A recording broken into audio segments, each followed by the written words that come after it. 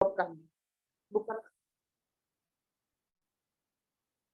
Eh, Kemudian data itu ilmiah dapat dipertanggungjawabkan dan kita mengutip pendapat-pendapat para tokoh ya yang mendukung ide kita gitu. Dan terakhir ketika kita memberikan gagasan Islam, nah itu tidak secara detail gitu ya, karena kalau detail sekali itu panjang sekali gitu ya. Yang penting kalau kemarin yang di media Indonesia itu saya menulis tentang ekonomi, tentang krisis ekonomi semalam itu ya. Jadi saya masukkan ekonomi Islam di sana. Saya di akhirnya di pertengahan opini saya itu kan saya tulis kenapa kemudian dengan terjadinya berbagai krisis ekonomi yang terus melanda negeri ini dan dunia pada umumnya, saya buat seperti itu ya. Kenapa kemudian kita tidak mengalihkan paradigma berpikir kita untuk menengok gitu ya, untuk melihat bagaimana sistem Islam, saya bilang seperti itu. Ternyata sistem Islam itu adalah sebuah sistem yang dia tidak bisa kena inflasi gitu ya, kemudian tidak bisa kena krisis gitu ya. Kenapa bisa terjadi seperti itu? Saya jelaskan sedikit gitu ya. Dan itu masuk gitu seperti itu. Nah jadi yang pertama tadi panjangnya 2,5, kemudian datanya ilmiah bukan hoax gitu ya, dapat dipertanggungjawabkan dan dianalisisnya kita kemudian mengutip beberapa pendapat para tokoh gitu ya atau pengamat seperti itu yang dia itu sejalan dengan gagasan yang akan kita tulis gitu. Nah kemudian yang keempat kita menuliskan biodata lengkapnya dan surat tidak pernah tulisan itu ditayang ataupun dikirim ke media lain. Dan yang terakhir kita menyertakan foto KTP kita gitu ya. Nah ini tips untuk mengirim tulisan kita ya untuk tembus ke media cetak dan online baik itu nasional maupun daerah. Nah jadi ya memang rada sulit memang gitu karena yang menulis ke sana itu kan banyak sekali ya, apalagi kayak Indonesia, dan mereka sangat selektif untuk memilih ya tulisan mana yang layak gitu. Makanya tadi kalau tulisan kita memang berbobot ya, tulisan kita memang memiliki kualitas yang memang dapat dipertanggungjawabkan, insya Allah itu akan tayang seperti itu. Karena itu sudah saya buktikan sendiri gitu ya bahwa di beberapa media itu baik online maupun media cetak seperti itu, hampir redaksi itu rata-rata sama seperti itu gitu. Jadi tidak masalah sebenarnya, solusinya sampai ke Islam tidak masalah seperti itu. Yang penting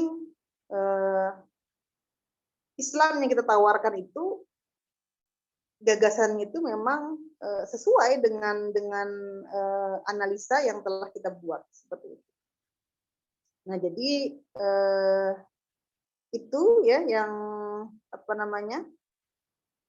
yang mesti kita pahami ya.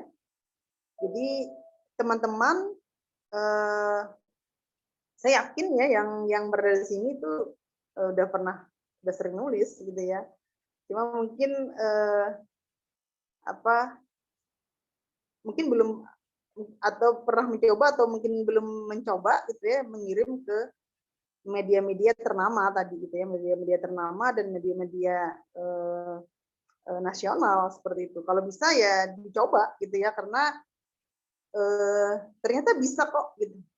Kita tembus ke nasional gitu ya, maupun ke media daerah-daerah kita seperti itu. Jadi yang penting syarat-syaratnya tadi teman-teman lampirkan sesuai gitu ya yang diminta oleh redaksi gitu ya. Dan yang terakhir teman-teman harus memahami tadi gitu, maunya redaksi itu seperti apa gitu. Kalau daerah ya, media daerah itu biasanya mereka sangat-sangat menanti tulisan-tulisan yang itu menyangkut tentang permasalahan daerah. Itu sudah saya buktikan sendiri itu. Waktu saya menulis ke apa, ke media diary sini ya, itu padahal orang Kristen lah yang punya. Kan di tempat saya ini kan minoritas Muslim. Apa, dan medianya itu milik orang Nasrani. Saya menulis tentang perjudian karena memang di sini marak sekali perjudian, baik judi togel ya maupun judi dengan kartu gitu ya. Jadi saya bahas ada Islamnya juga di akhir itu gitu. Tapi ternyata tayang gitu. Jadi mereka ternyata resah juga gitu ya dengan penyakit masyarakat ya tentang perjudian tadi, dan mereka mengangkat dah itu medianya punya orang Kristen gitu ya di sini. Kemudian di waktu saya ngirim juga media Medan ya, yang dia memang khusus untuk Sumatera Utara seperti itu, tapi ini masih online. Saya nanti insya Allah kami coba juga untuk di media cetaknya gitu.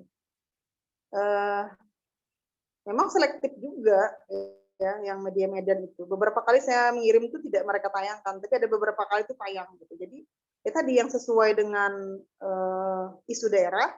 Kemudian di dalam tulisan itu tidak mengandung sara ya, tidak mengandung sara. Kemudian kita tidak menyalahkan pemerintah gitu ya, tidak menjustis gitu ya pemerintah itu salah seperti itu. Nah itu kalau sudah ada menyerang pemerintah itu mereka nggak mau nayangkan itu.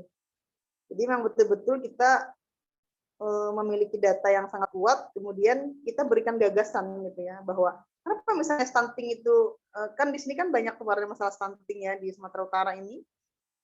Saya kemarin nulis juga tentang itu dan itu dimuat gitu ya. Kemudian tentang pilkada juga gitu ya. Jadi kenapa itu bisa terjadi gitu. Nah, kita ulas gitu ya. 1 2 3 4 penyebabnya misalnya. Nah, agar itu tidak terulang lagi, maka harusnya seperti ini gitu. Nah, barulah kita masuk tadi ke gagasan Islam seperti itu. Nah, itu untuk media daerah. Kalau media nasional ya pasti tema-temanya adalah tema-tema yang memang sekarang ini sedang marak ataupun yang lagi hot ya, yang lagi viral seperti itu. Nah itu yang kemudian bisa kita angkat untuk nasional, dan pastinya nasional juga akan menayangkan ya. Apalagi kalau tadi apa yang kita tulis tadi berbobot, berkualitas seperti itu. Nah mungkin itu dulu Ibu Alfi sedikit sharing saya, nanti dilanjutkan diskusi untuk lebih perdalam lagi. Demikian, Assalamualaikum warahmatullahi wabarakatuh. Waalaikumsalam warahmatullahi wabarakatuh. Jazakillah, Cikgu. Saya simpulkan ya dari yang beliau sampaikan hari ini, memang seperti yang disampaikan Bunda Lili juga bahwa ada strong why gitu ya, ada alasan kenapa harus menulis. Nah, yang berisi sekali secara ruhiyah memang adalah ketika menulis itu untuk dakwah. Jadi memang ketika dakwah itu menjadi sebuah kewajiban, itulah yang kita fokuskan hari ini. Bagaimana tulisan itu menembus hati-hati di dalamnya, kita harapkan ya tertunjuki kepada Islam gitu ya, dan syariatnya. Nah kemudian tadi ada beberapa ketentuan yang terkait dengan, berhubung sekarang terkait dengan pandemi misalnya, di mana era dakwah lisan itu sedikit terkendala, menjadi peluang besar gitu ya untuk kita berkiprah dalam dakwah secara tulisan, dan ini menjadi sesuatu yang tidak bisa kita tolak. Maka disitulah sebenarnya pertarungan opini yang yang sebenarnya, yang real ya. Jadi kesempatan besar itu haruslah kita ambil, karena pelakunya tidak lain adalah kita, sebagaimana dalam bukunya Ibu Vika Komara itu yang kita pernah bahas dari beberapa bulan lalu, bahwa kita adalah petarungnya, bukan penikmatnya. Sehingga ketika kita lah yang menjadi petarungnya, tidak ada kata lain kecuali kita mengupgrade diri bagaimana caranya supaya bisa menjadi penulis-penulis yang handal, yang memang idenya bisa sampai kepada masyarakat.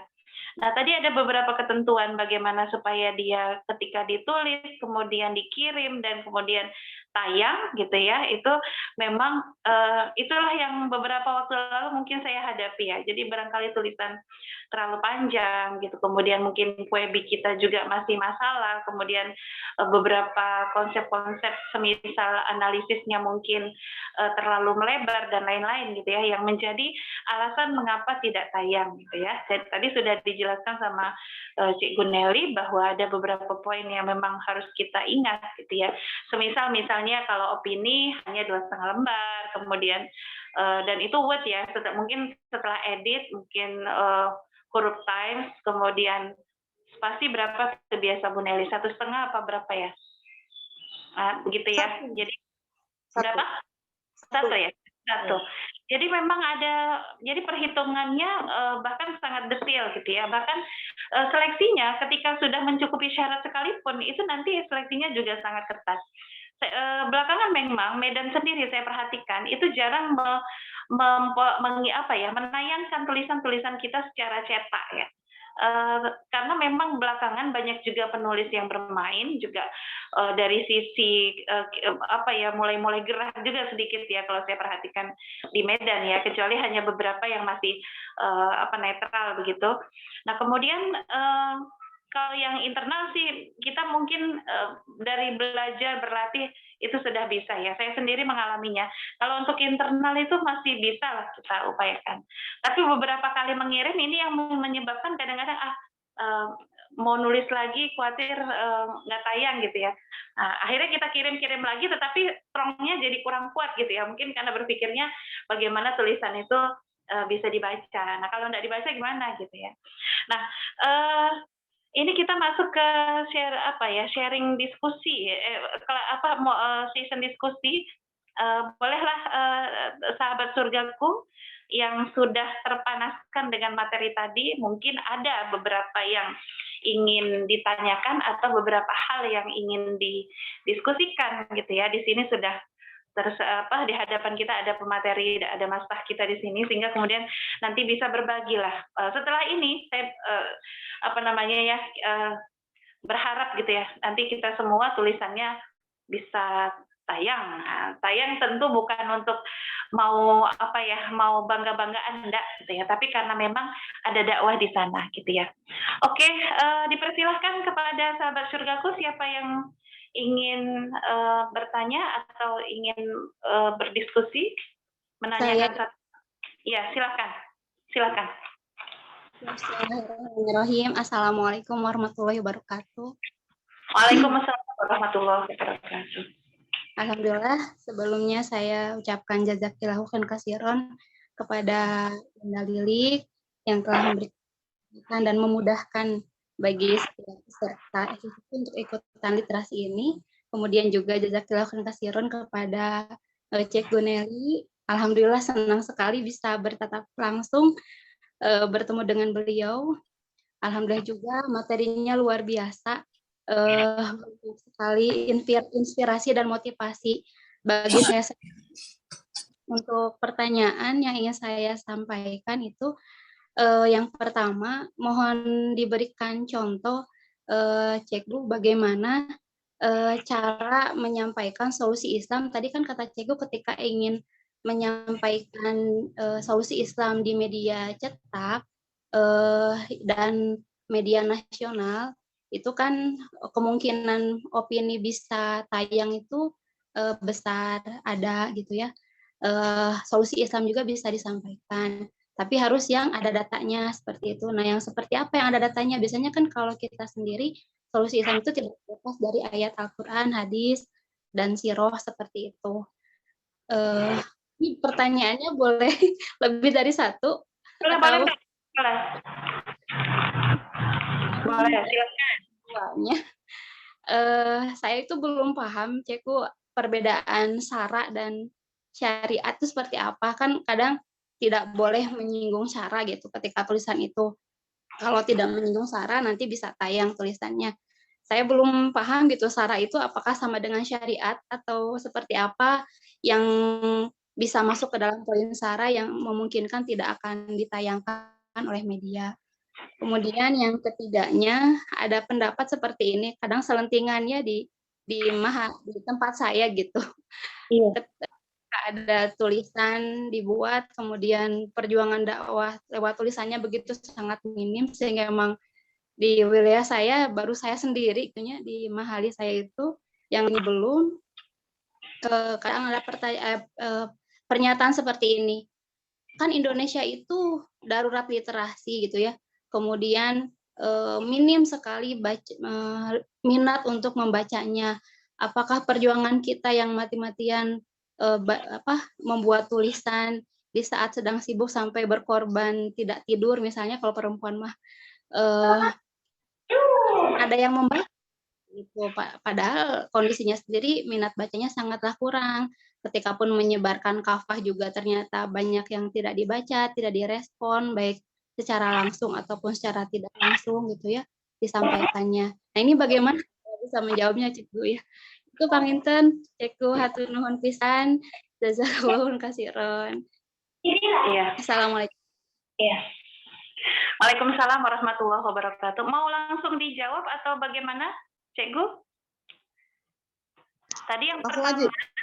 ya, Langsung yang aja. pertama itu mohon diberikan solusinya gimana supaya tulisan itu dia sependapat misalnya dengan tokoh-tokoh dan lain-lain. Kemudian yang kedua Sara ya. Sara yang saya pahami suku, agama, ras antar golongan.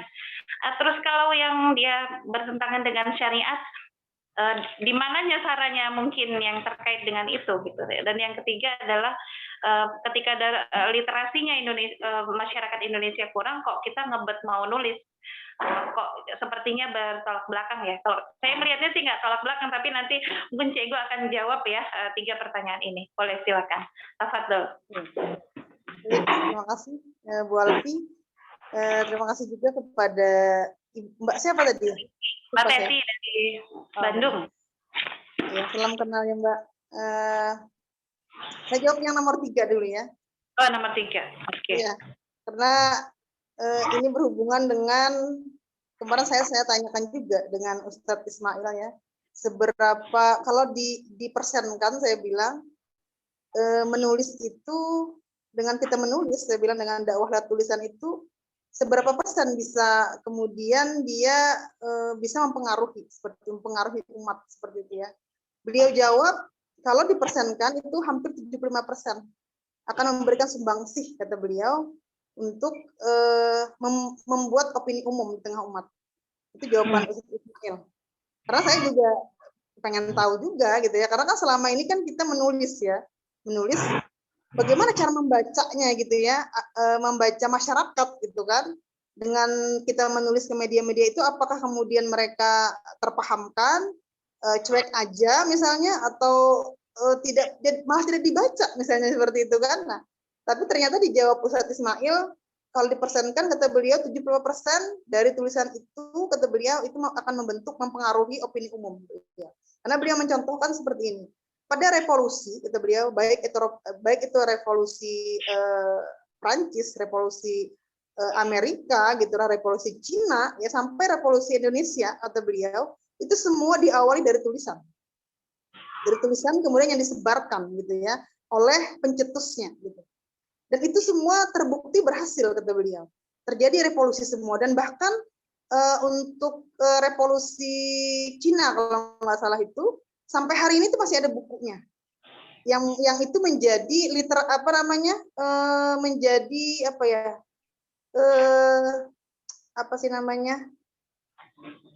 Buku itu dijadikan oleh orang-orang Barat itu rujukan gitu untuk melakukan revolusi seperti itu, bayangkan.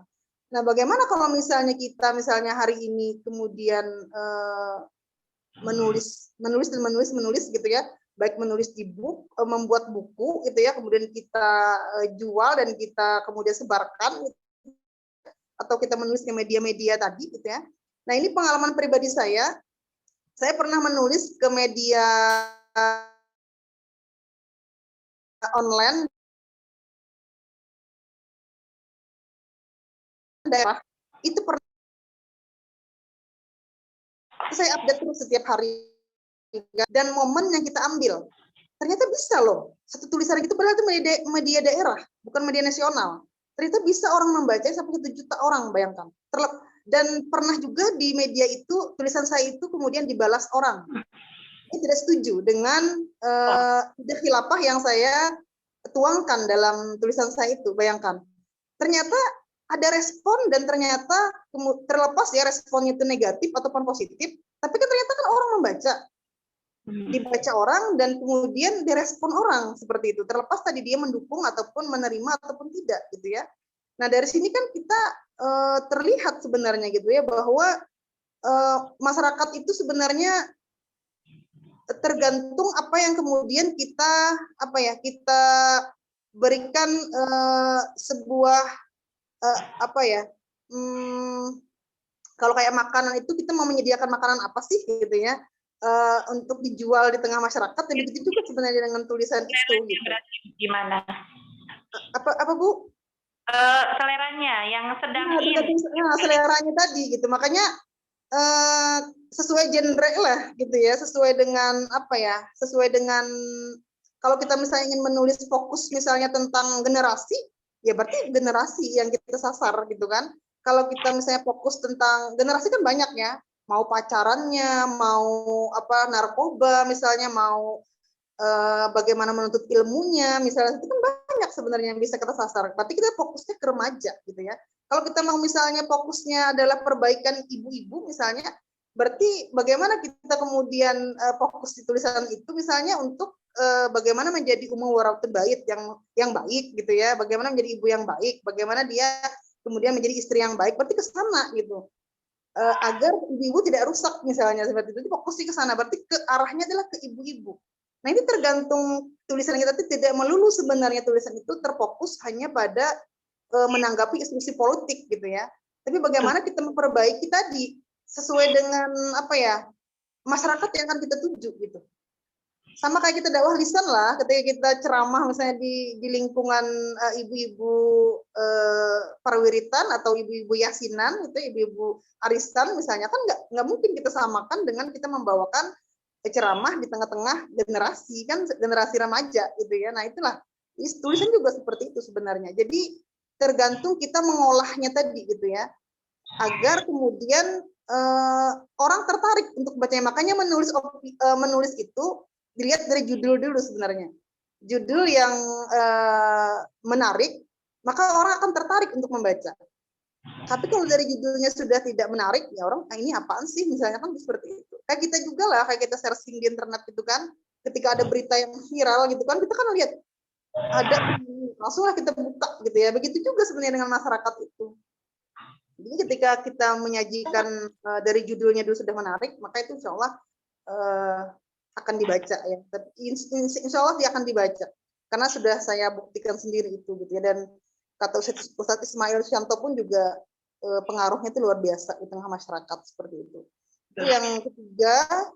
Jadi jangan memutuskan semangat gitu ya, karena Indonesia kemudian literasinya itu nomor dari 63 negara kalau nggak salah, Indonesia itu menduduki di nomor urutan 62 literasinya yang sangat kurang. Artinya membaca itu sangat kurang gitu ya. Jadi kita tidak terfokus ke sana gitu. Tapi apa yang bisa kita lakukan hari ini ya kita lakukan gitu ya. Dengan tadi bagaimana cara menarik tadi ya, menarik perhatian masyarakat tadi dengan tulisan-tulisan kita. Itu yang ketiga. Kemudian yang kedua tadi yang sara tadi ya.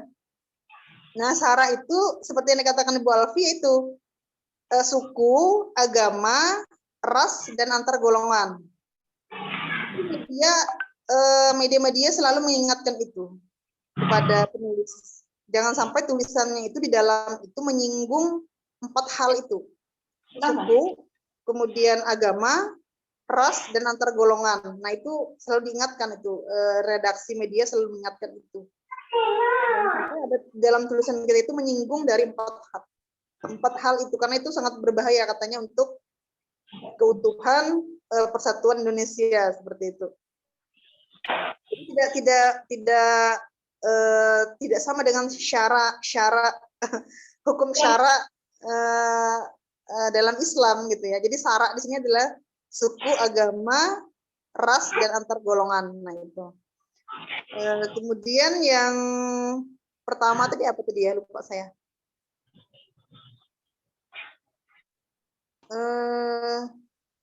Oh, bagaimana menuliskan solusi Islam kalau nggak salah itu ya di tulisan kita gitu ya.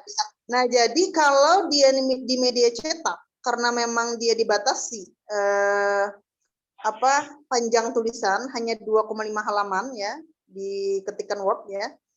Maka memang solusinya itu kita tidak bisa memuat panjang lebar memang di sana gitu. Kalau yang kemarin saya nulis di media daerah itu misalnya kayak mencari pemimpin ideal gitu ya. Saya buat dulu faktanya bahwa bulan ini akan diadakan pemilihan gitu kan. Nah, ternyata dengan banyaknya pemilihan kepala daerah itu tidak kemudian menjadikan daerah ini maju, misalnya daerah ini masyarakatnya sejahtera gitu kan. Tapi banyak ditemukan misalnya kemiskinan sekian gitu, kita buat data kemiskinan sekian, pengangguran sekian misalnya gitu kan. Dari tahun ke tahun misalnya, dari sudah beberapa kali pemilihan kepala daerah misalnya seperti itu. Nah, bagaimana seharusnya gitu ya terus kita buat juga kepala daerah yang kemudian banyak tersangkut kasus misalnya, entah kasus korupsi, entah kasus apa gitu ya. Nah, barulah kemudian di solusinya itu artinya gitu ya pemimpin yang seharusnya memimpin itu adalah harusnya seperti ini. Nah, buat aja misalnya di solusinya itu adalah bagaimana syarat-syarat pemimpin dalam Islam. Itu kan tidak banyak ya, tidak banyak kita buat. Dia harus Muslim, kemudian dia merdeka dan lain sebagainya. Itu ada 7 kalau nggak salah. Nah, itu nggak detail kita buat gitu ya. Nah, kalau seandainya gitu ya kepala daerah itu memiliki syarat-syarat seperti itu, tentu negeri ini akan menjadi negeri yang berkah gitu ya, karena memiliki pemimpin yang beriman bertakwa gitu ya, takut kepada Allah. Nah, seperti itu. Jadi nggak yang sampai panjang lebar kita sampai ke ayat-ayatnya misalnya. Nah, itu kalau di media cetak. Kalau media online masih bisa, karena media online itu saya perhatikan masih bisa 3 halaman sampai 3,5 halaman itu masih bisa. Nah, kalau media online masih bisa kita memuat solusi Islam yang sampai kita memuat misalnya sampai ayat Al-Qur'annya, sampai ke dalil-dalilnya seperti itu ya. Nah, jadi ini tipsnya. Kalau ke media cetak itu apalagi kalau misalnya kayak media Indonesia, kemudian Republika misalnya seperti itu, kita buat solusi Islamnya itu tidak juga singkat ya. Kalau surat pembaca ya memang sangat singkat ya. Tapi kalau buatlah dia 1 halaman lah, cukup itu 1 halaman untuk solusi Islamnya. Jadi kalau kayak saya kemarin yang di media Indonesia itu tentang sistem ekonomi ya, saya jelaskan selama diterapkan kata saya sistem Islam itu berabad-abad seperti ini gitu kan, kemudian dia mencegah krisis dan lain sebagainya, itu aja. Nggak yang sampai misalnya detail misalnya harus menggunakan sistem dinar dirham misalnya, harus ini dan itu, nggak sampai ke sana gitu. Jadi kita hanya solusi Islamnya itu bisa membuat pembaca itu kemudian tertarik. Jadi mereka akan mencari tahu gitu ya seperti apa sih sebenarnya sistem Islam itu, misalnya sistem ekonomi Islam itu akan menarik pembaca untuk lebih mengenal lagi sebenarnya gitu dari tulisan itu. Yang jelas kita gagasan yang kita beri tadi itu adalah gagasan yang kemudian dia masuklah gitu, ada poin-poin lah gitu ya yang bisa tersampaikan kepada pembaca seperti itu Bu Alfi. Mudah-mudahan terpahamkan ya. Iya, begitu Mbak Teti. Jadi intinya kalau yang nomor 1 tadi barangkali supaya jangan melebar butuh trik jam duduk untuk merampingkan tulisan. Nah, kalau bagi saya merampingkan tulisan sangat sulit, sebagaimana merampingkan badan. Oke, siap. Selanjutnya ada lagi yang mau bertanya atau mau membicarakan sesuatu yang mau kita diskusikan malam ini? Ada lagi? Tadi dari chat banyak sebenarnya, tapi coba kalau yang ada yang langsung, saya duluin yang langsung. Khairin Ustazah. Oh iya, silakan. Afwan off cam ya, saya sedang menyusui.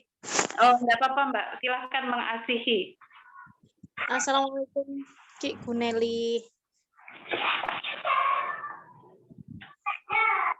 Allah, senang bisa hadir di sini. Saya itu ini ya, senang nulis opini dengan sudut pandang milenial atau remaja karena memang seperti apa ya, jarang sekali ya yang kemudian membabat habis isu-isu yang berkaitan dengan remaja atau isu-isu yang ada itu dibahasakan dengan remaja. Karena saya sejak mengenal Islam itu mengenal ideologi Islam itu gerak saya juga banyak di dunia remaja, sampai sekarang pun juga seperti itu. Meskipun sudah banyak anaknya, tapi ya tetap senang sekali lebih ke dunia remaja. Tantangannya bagi saya itu adalah bagaimana kemudian opini yang berat itu dibahasakan sesuai dengan gaya-gaya anak milenial. Itu yang pertama. Yang kedua, sudut pandang atau angle yang kemudian kita pakai untuk opini-opini yang kemudian banyak seperti sekarang itu yang viral itu akibat pergaulan bebas, kemudian MUI yang kemarin mau kemudian Islam moderasi dan sebagainya, dengan sudut pandang remaja itu seperti apa. Yang berikutnya itu tantangannya, saya kan sama teman-teman mengelola ini ya, Ustazah, di Muslimah News ID itu ya, di Muslimah News ID itu kita itu ditantang untuk membuat opini yang kemudian itu harus kena semuanya, fakta, analisa, dan solusi, tetapi dibatasi dengan feed ya. Feednya IG itu kan tidak sebanyak yang ada di media-media online. Kalau media online itu opini itu kan sekitar 700 sampai 1000 kata ya, atau paling minim itu 500 kata, itu jarang sekali. Nah, bagaimana kemudian kita itu menuliskan opini sesingkat itu begitu loh. Dengan posisi kita itu harus fakta, analisa, dan solusinya itu kena semua, tapi di feed dengan kalau kemudian hitungan katanya sekitar 250 sampai 300 kata. Itu saja Ustazah. Matur nuwun, jazakumullah khairan kasiran. Assalamualaikum. Waalaikumsalam warahmatullahi wabarakatuh. Pertanyaan kedua, Mbak, Cikgu?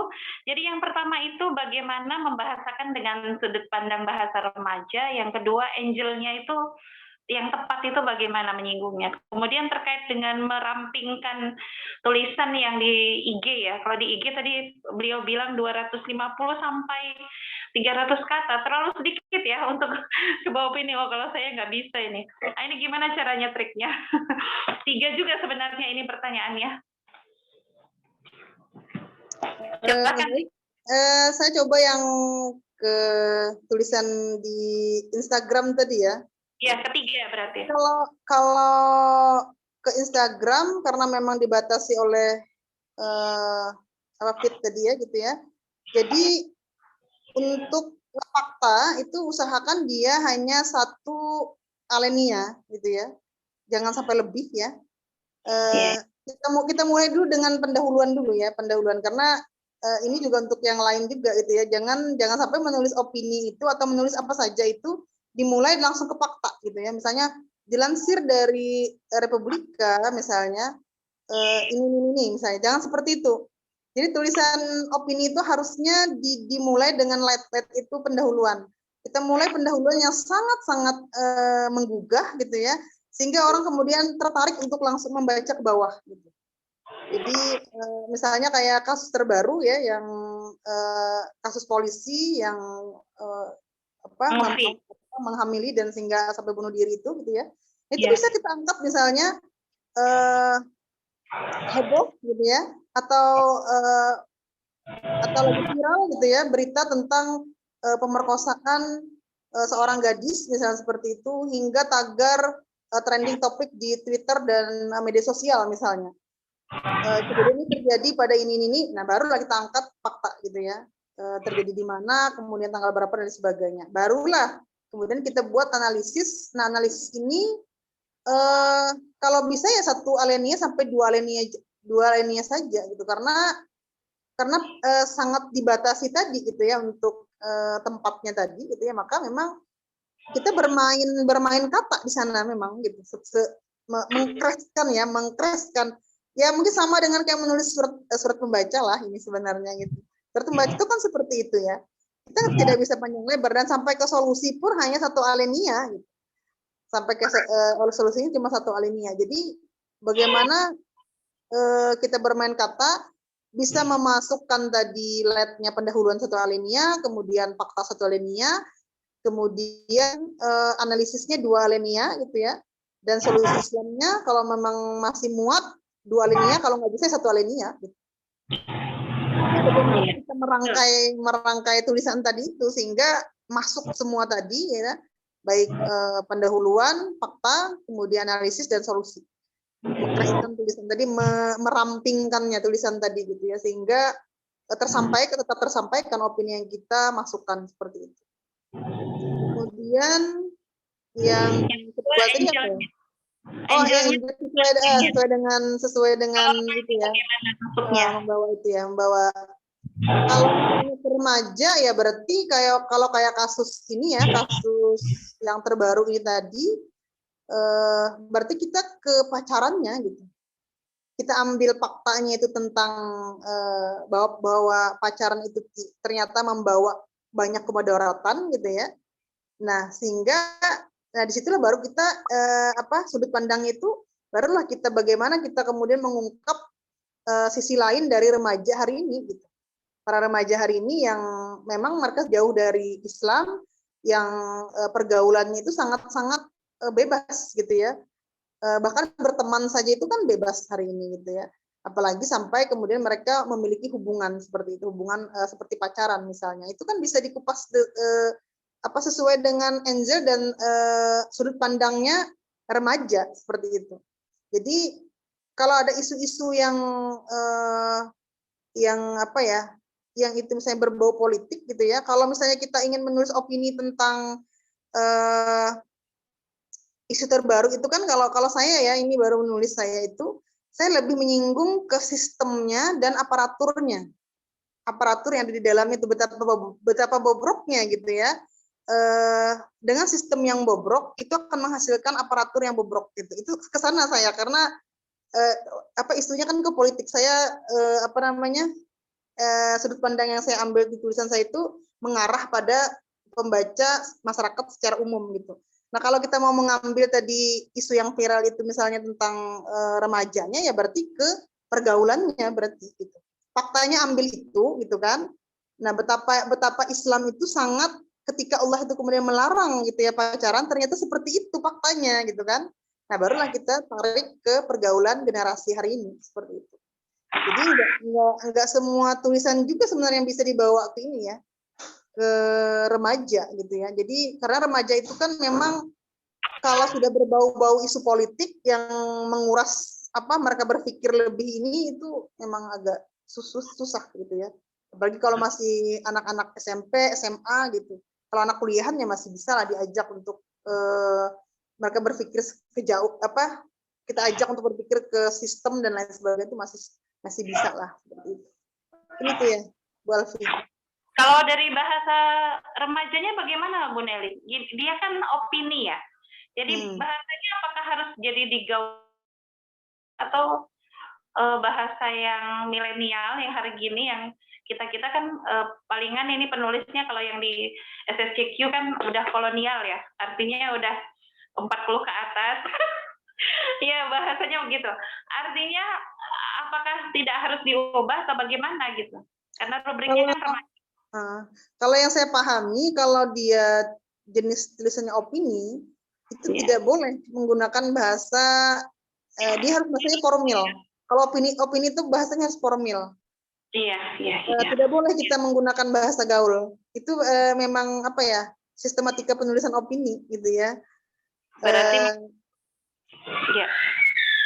Kalau kita mau menulis ke remaja ya dengan bahasa gaul, berarti bukan opini dia, berarti maksudnya ke ini aja, ke fiksi aja. Iya, ke fiksi, berarti fiksi atau inilah tulisan remaja lah, karena di lini masa pun juga ada juga tentang rubrik remaja ya. yang dia Iya. memang mengulik tentang remaja aja gitu, tentang pergaulan dan sebagainya gitu. Iya, ya, oke. Bagaimana dengan Mbak Hoirin ya tadi? Ini berarti pertanyaan kedua. Waktunya masih ada sebenarnya. Kayaknya satu lagi bisa lah. Siapa? Ada lagi? Kalau enggak nanti saya lihat yang dari chat. Kalau enggak ada, saya lihat dari chat. Enggak ada ya? Ya.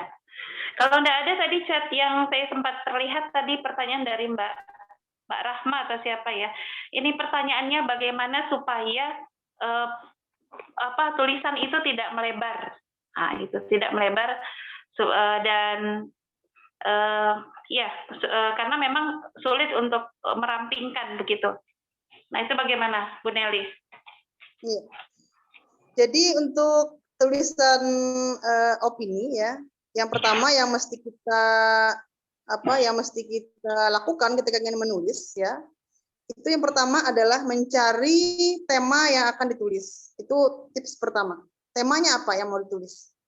Itu harus jelas dulu. Kalau misalnya temanya tentang pendidikan, ya tentang pendidikan saja. Kalau temanya tentang narkoba, berarti tentang narkoba saja. Kalau temanya tentang korupsi, berarti korupsi saja yang kita ambil gitu ya. Yang pertama kita cari dulu tema. Kemudian yang kedua, kita tentukan judul. Judul ini sebenarnya tidak harus di depan sebenarnya judul ini. Bisa aja sebenarnya judul ini kita buat sembarang dulu gitu ya di awal ini. Nanti di akhir tulisan selesai baru kita perbaiki judul. Gitu. Kadang saya sering seperti itu. Saya buat judul misalnya kalau misalnya tentang korupsi gitu ya. Korupsi menggurita gitu aja dulu, korupsi menggurita. Nanti di akhirnya setelah saya selesai menulis barulah kemudian saya benahi bagaimana ya agar judul ini menarik gitu ya.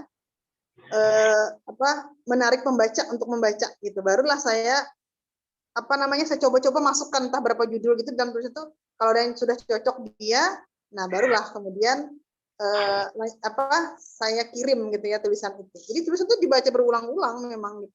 Yang pertama mencari tema, kemudian yang kedua menentukan judul, kemudian yang ketiga adalah mempersiapkan data. Nah ini penting, data ini harus banyak kita punya. Dan data ini tidak boleh kita ambil di sembarang media. Itu medianya harus terpercaya gitu ya. Kalau mau ngambil data ya di Republika itu karena itu media yang sudah diakui memang. Dia tidak pernah menyebarkan hoax gitu ya. Kemudian media Indonesia, kemudian Suara.com gitu ya, kemudian Detik News gitu ya. Nah itu Kompas ya, dan media nasional lah gitu yang terpercaya. Itu media yang mesti kita ambil data-data di sana gitu ya. Nah untuk fakta ini tidak perlu banyak, 2 saja cukup untuk menguatkan misalnya, menguatkan dari tulisan kita gitu ya. Nah kemudian yang ketiga adalah fokus tulisan kita ini kemana tadi gitu, misalnya kayak korupsi ya. Korupsi itu kan sebenarnya banyak sekali kita mau nulis tentang korupsi ini. Maksudnya dari sudut pandang yang mana gitu kan? Apakah misalnya hukumnya misalnya yang tidak membuat jerak sehingga kemudian sering-seringnya orang korupsi misalnya gitu ya? Atau misalnya tentang ketakwaan individunya misalnya. Sehingga kemudian orang sudah digaji banyak tetap aja korupsi misalnya. Kayak DPR itu kan kurang apa lagi sebenarnya gaji mereka gitu kan? Lebih dari cukup, itu kenapa tetap korupsi sih gitu kan pertanyaannya seperti itu gitu ya. Ternyata kan terkait dengan ketakwaan individu sebenarnya gitu kan. Nah itu mau ngambil yang mana ini gitu, di hukumnya kah ya, berarti ke sistem peradilannya, berarti kita fokusnya di situ, jangan melebar kemana-mana. Kalau kita mau ke sistem peradilannya yang keliru ya di sistem peradilannya aja yang kita tulis di situ.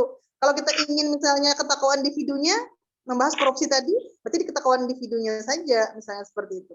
Kemudian yang ketiga adalah apakah sistemnya misalnya, sistem aturannya gitu kan, karena kan kalau Indonesia itu sebenarnya kan kalau yang kita lihat sebenarnya sistemnya itu sudah bermasalah sebenarnya, membuat orang korupsi sudah sebenarnya gitu. Contoh misalnya ini proyek karena kebetulan suami saya itu kan lulusan teknik sipil ya, jadi memang di proyek-proyek gitu, jadi lebih paham lah gitu di sana itu. Jadi di sana itu ada dana misalnya dari pemerintah itu untuk buat jalan gitu ya 100 juta. Itu harus laporannya nanti itu entah mau habis atau enggak 100 juta itu harus laporannya itu harus 100 juta. Entah mau dikorupsi, entah mau di apa orang, itu nggak ada urusan dengan pemerintah gitu. Yang jelas di akhir laporan nanti itu kembali itu kan ini kan sebenarnya di sistemnya juga sebenarnya gitu, membuat orang itu terpikir untuk gimana caranya ya korupsi mengambil uang ini gitu. Makanya dana bansos itu kan dikorupsi gitu kan. Dana apa aja lah gitu, semua itu bisa untuk karena sistemnya. Jadi ketika kita membahas korupsi itu banyak sebenarnya sudut pandang yang mau kita ambil yang mana gitu. Ya, tadi untuk apakah sistem peradilannya, sistemnya kah, atau orangnya misalnya, ketakuan individu gitu ya. Nah jadi jangan melebar kemana-mana. Begitu juga dengan pendidikan misalnya. Kita mau mengambil tema pendidikan. Apanya dulu nih, apakah kurikulumnya? Nah fokus kurikulum aja, jangan kemana-mana melebar gitu. Ini sudah membahas pendidikan, semuanya dibahas. Gurunya bermasalah misalnya kan.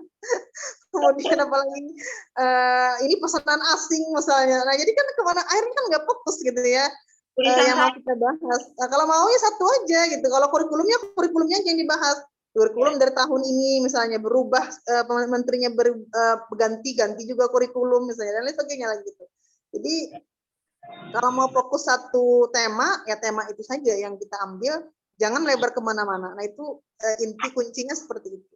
Itu seperti itu. Iya. Jazakillah Cik Gul, mengingat waktunya sekitar 10 menit lagi ya. Jadi sebenarnya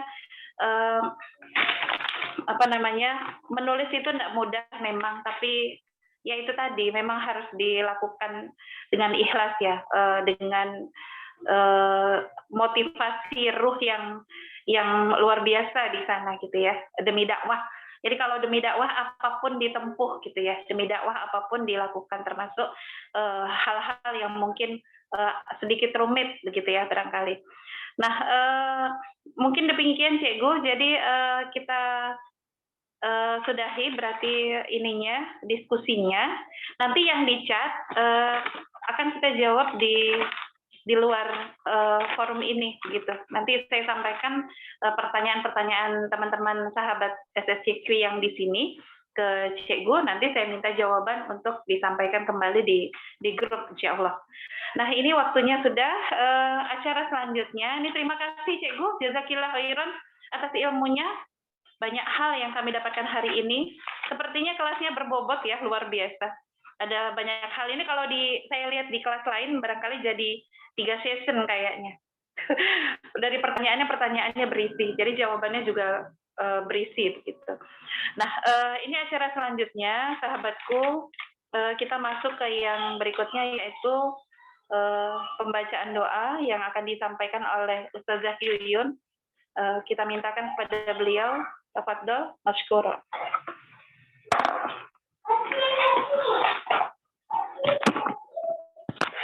Ustazah Yuyun, silakan. Bismillahirrahmanirrahim. Assalamualaikum warahmatullahi wabarakatuh.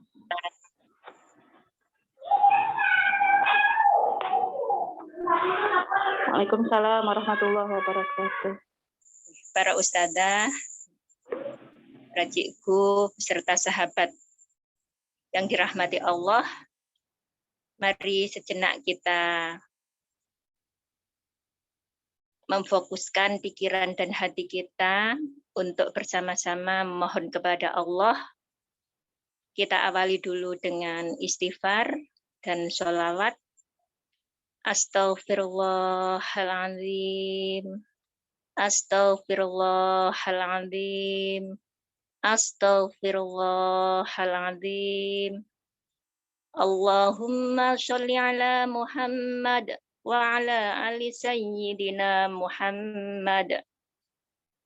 A'udzu billahi minasyaitonir rajim. Bismillahirrahmanirrahim.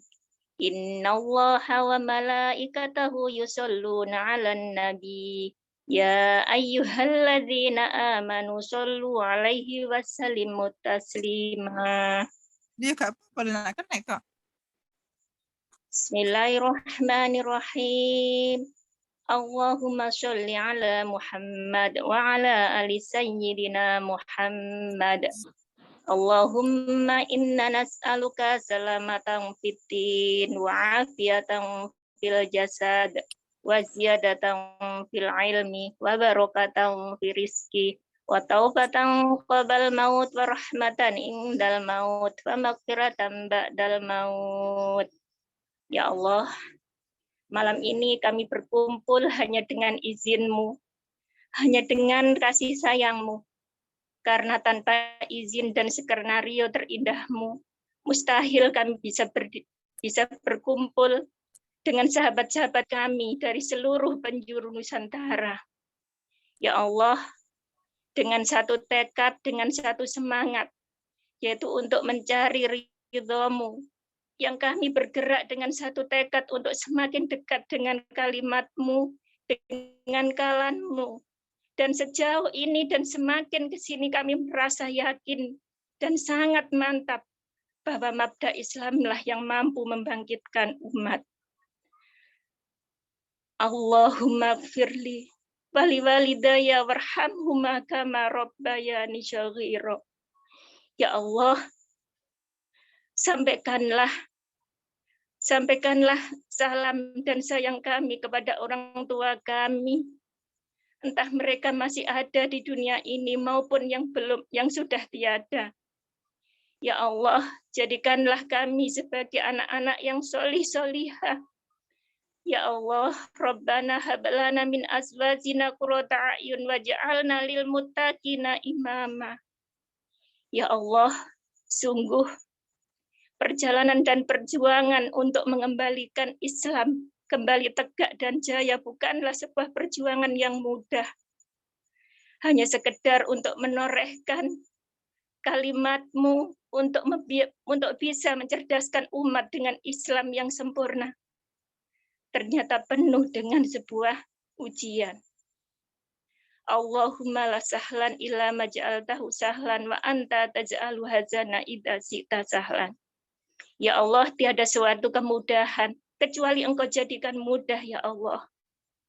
Maka mudahkanlah tangan-tangan jari-jari kami untuk merangkai kata, merangkai kalimat, menjadi satuan makna yang bisa menggugah umat atas izin-Mu, ya Allah. Dan jadikanlah juga generasi-generasi kami, entah yang lahir dari rahim kami, maupun rahim umat, untuk bersama-sama, ya Allah, Engkau mudahkan, tercerdaskan, dan menjadi bagian pejuang untuk mengembalikan syariat-Mu, ya Allah. Allahumma salimna ikhwana amin. Allahumma salimna ikhwanana fi Palestin. Allahumma salimna bi ikhwanana fi Indonesia. Bisa iril buladil muslimin. Ya Allah, sampaikanlah salam dan cinta kami kepada saudara-saudara kami yang di Palestina, yang di belahan dunia yang lain, termasuk di Indonesia yang saat ini mungkin mengalami musibah, entah karena musibah bencana alam maupun yang lain. Jadikanlah kami termasuk orang-orang yang peka, yang peduli, yang bisa bersuara di antara jutaan kedoliman yang kami lihat, ya Allah.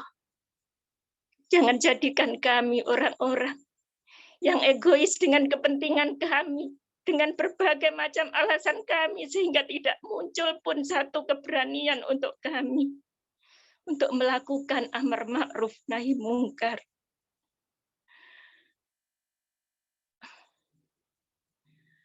Rabbana Allahumma arhamna bitaufiqil hidayah. Allahumma arhamna bitatbiqis syariah. Allahumma arhamna biiqamatil khilafah. Ya Allah, berilah kami hidayah. Berilah kami hidayah dengan kembalinya tegaknya Islam dan kembalinya khilafah.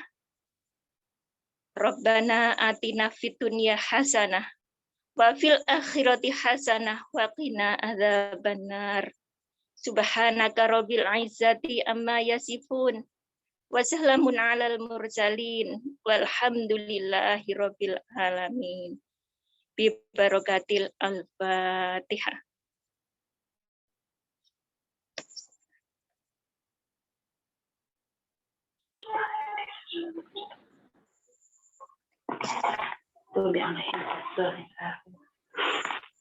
Ya, jazakillah Ustazah Yuyun, semoga apa yang kita azamkan malam ini, setelah ini tangan-tangan kita, jari-jari kita menari, kemudian menuliskan rangkaian-rangkaian kalimat yang isinya mengajak kepada seluruh manusia di muka bumi ini khususnya, dan kemudian dari tulisan-tulisan itu kemudian sampailah kepada kesadaran yang bersifat umum di seluruh dunia akan pentingnya penerapan syariah Islam di muka bumi. Demikianlah tadi adalah acara terakhir dari acara literasi kita malam ini, yaitu penulisan opini. Saya ucapkan terima kasih atas seluruh bantuan sahabat di sini semua. Mohon maaf atas segala kesilapan kata, sikap dan perilaku. Demikianlah usikum binafsi wa iya ya bitaqwallah. Wassalamualaikum warahmatullahi wabarakatuh.